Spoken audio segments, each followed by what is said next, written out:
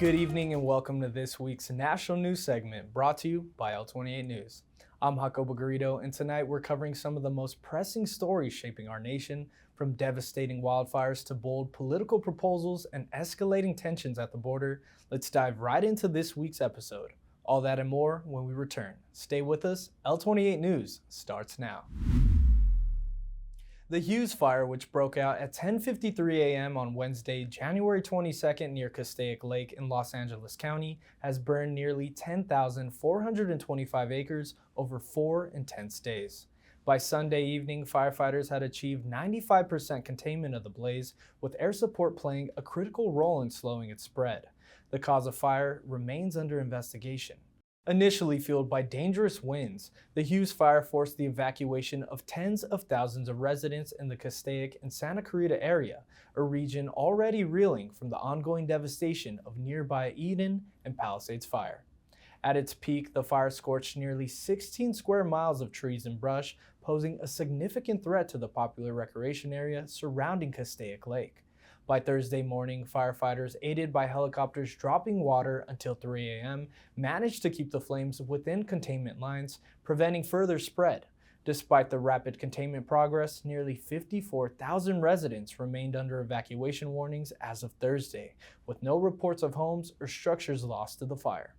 While evacuation orders have now been lifted, officials remain vigilant as winter weather is on the horizon, posing new challenges for fire crews as they deal with major flash flooding from burn-scar areas. This incident underscores the growing intensity of California's wildfire season, leaving residents on edge and first responders working tirelessly to protect their communities. President Donald Trump spent Friday surveying disaster zones in both California and North Carolina, proposing a controversial plan to dismantle FEMA and redirect disaster relief funds directly to states.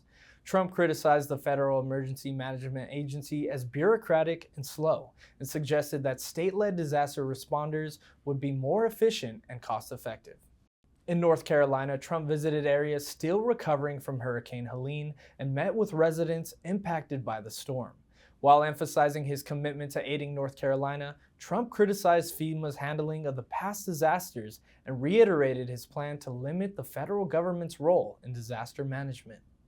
Later in the day, Trump toured wildfire-ravaged communities in California, including Pacific Palisades, where he met with residents and first responders.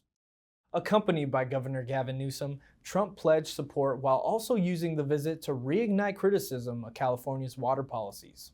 The two leaders, despite their contentious history, struck a brief, cooperative tone during their meeting. "We're going to need your support," Newsom told Trump, referencing California's recovering needs.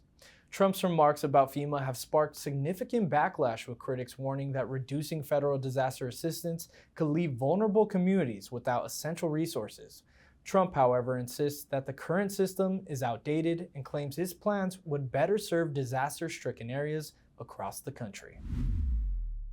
The U.S.-Mexico border remains a focal point of escalating tensions as 1,500 active duty troops began arriving in San Diego and El Paso on Thursday to bolster border security. This deployment, part of President Donald Trump's executive order to crack down on immigration, adds to the 2,500 Guard and Reserve forces already stationed along the border. Defense officials anticipate even more reinforcements in the coming days, potentially increasing the military presence to thousands. In San Diego, the situation has become even more dire with the outbreak of the border fire, which has scorched over 6,000 acres, complicating efforts to secure the region. The fire, fueled by dry conditions and strong winds, has forced evacuations in nearby areas and created hazardous conditions for military personnel and local first responders alike.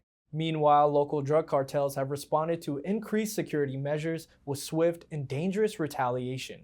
Reports of violent confrontations, including armed skirmishes near the border, have heightened concerns about the safety of troops and residents.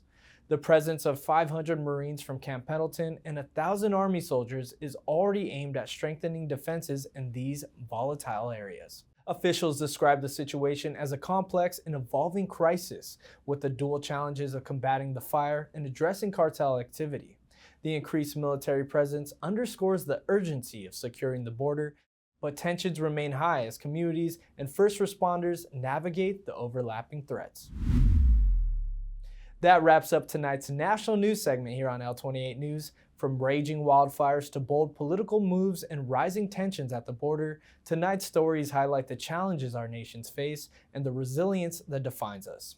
We'll continue to keep you updated on these stories and more as they unfold.